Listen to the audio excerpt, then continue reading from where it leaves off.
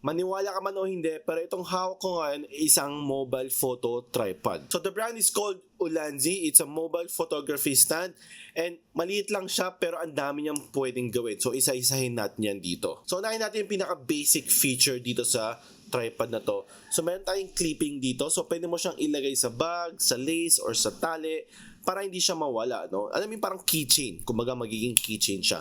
Second is, this is MagSafe. So kung meron kang phone na MagSafe compatible or even wala kang MagSafe na compatibility na case or na cellphone, provided naman tong ring na to para ikabit mo na to sa case mo or sa phone mo para magamit mo tong tripod.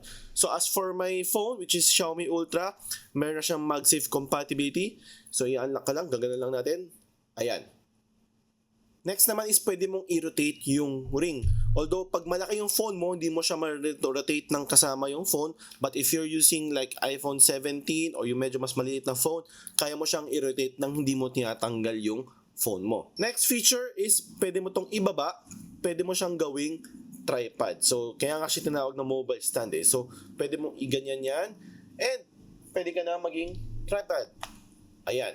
See? So ang pros nito is it's very portable. Ang cons lang is kailangan mo siya nakalagay sa lamesa. Hindi siya katulad ng monopod or tripod na like real tripod na pwede mo siyang i-extend ng pahaba para hindi mo na kailangan ilagay pa sa lamesa or somewhere. Dito, kailangan mo ng mas mataas na height para malagay mo dito yung tripod mo. Next naman is pwede mo siyang gawing handheld just in case gusto mo mag-vlog. So gaganyan mo lang, may mahaba kang support for your device and kabit mo lang ulit yung MagSafe, then pwede ka na mag-vlog. Next naman is meron tayong magnets dito, so pwede mo siyang ikabit sa mga pader. So kung gusto mo ng like wall mount, pwede mo siyang gawin din dito. Next naman is wala ka nakikitang pader na pwede mong ikabitan gamit yung magnet.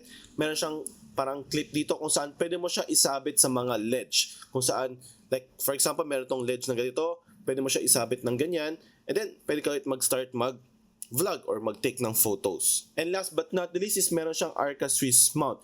Meaning, if meron kang tripod dyan for mirrorless cameras, pwede mo tong i-screw para pwede mo din magamit yung tripod mo for cameras for phones. Magkano naman tong Ulanzi mobile photography stand?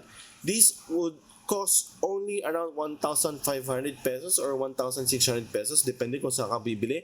Nililib ko na lang yan sa yellow basket dito sa baba. For me, very helpful to sa akin, especially as someone na nag-take ng content, nag-video content, nag-photo content, and you know, isa sa mga nagiging problem ko is lagi kong hina-handheld lang yung phone ko kung mag-take ako ng video record. So, with this, pwede na ako mag-take ng video record nang wala akong, hindi ko kailangan hawakan yung cellphone ko. So again, i-leave ko na lang yung item, yung product sa yellow basket dito sa baba.